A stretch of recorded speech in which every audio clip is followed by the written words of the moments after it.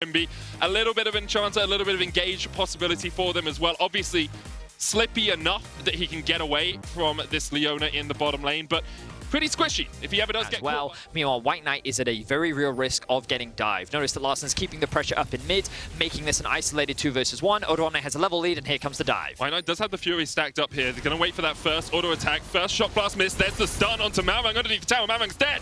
And what is it with top laners in Europe and outplaying dives? White Knight survives, will fall to the final auto attack. Odo's going to take 1 tower. It's strange how little actual fighting has happened in this game. And oh, it was Zanzaro, looked for the flash snipe, but couldn't get it.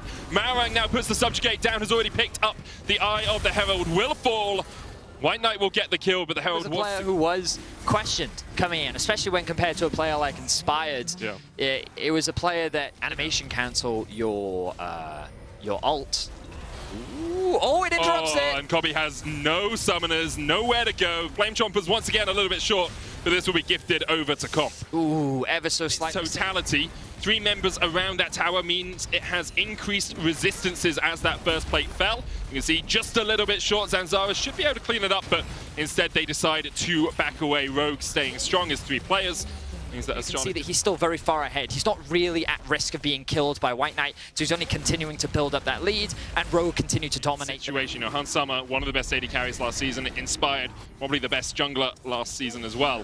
But Rogue definitely coming off to a very strong start. Now, they have only played up against Misfits, SK. They really lost to were other top teams, and it's the level of expectation that you have for an organization that pretty consistently finished top 3 as Odoamne. White Knight picks up the bounty. Odoamne thought he could take the trade, but the Heartbreaker will find its mark. Zanzara by herself. Trymbi here, going to get chased a little bit by Zanzara, who uses the Spectral Maw to dodge back. Zenith Blade's going to connect, and there is the follow-up from Kobbe. The damage on Trymbi is huge, but he just can't get it down. Larsen able to turn it back around as Zanzara falls. Larsen flashes forward, and the Death Ray finds its mark. A double for Larsen, his first 2 contributions to this game.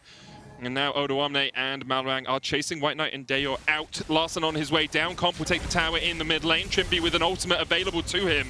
Very low on HP, but I've seen support sacrifice themselves for the good of the team in this sort of situation. Dominus now popped by White Knight as Larsen continues to work his way around. He doesn't have his ultimate, but he knows that Astralis, they're in a defensive position right now. They're looking to retreat. Oh, Malrang is here. Do they stop the backs? Dayor's going to stop it now. Gravity Field coming down. Dayor able to use the Twilight Shroud to get away. Malrang underneath the tower is able just to really can't fight when you're at such a deficit. Well, they are in a position to look for it. The TP comes through.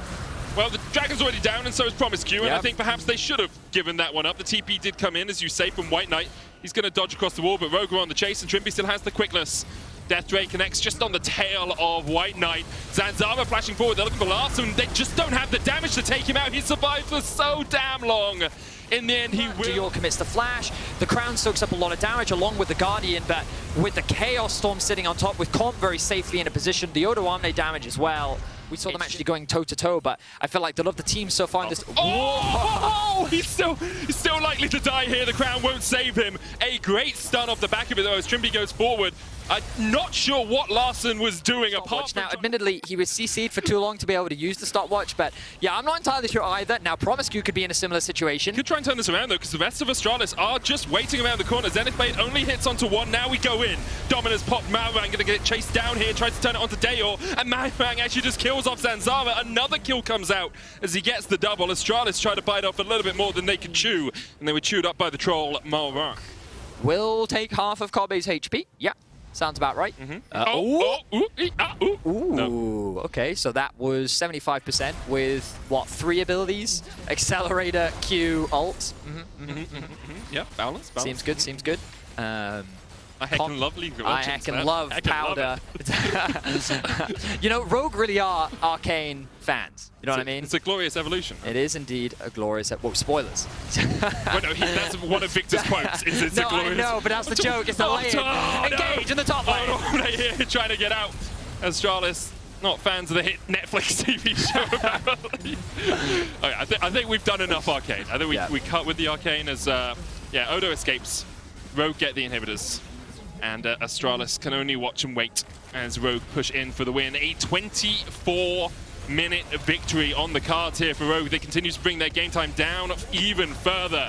And Astralis just can't defend. Deo's trying to do what he can. Larson, crown breaks. There's the Soul Affair. Promiscu with the flank, but he's popped before he can even stop with that Zenith Blade. Trimby gets a great charm onto Deo, who is invisible at the time.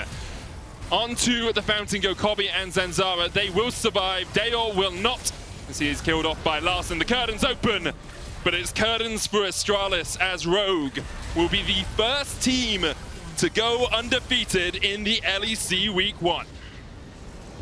A 24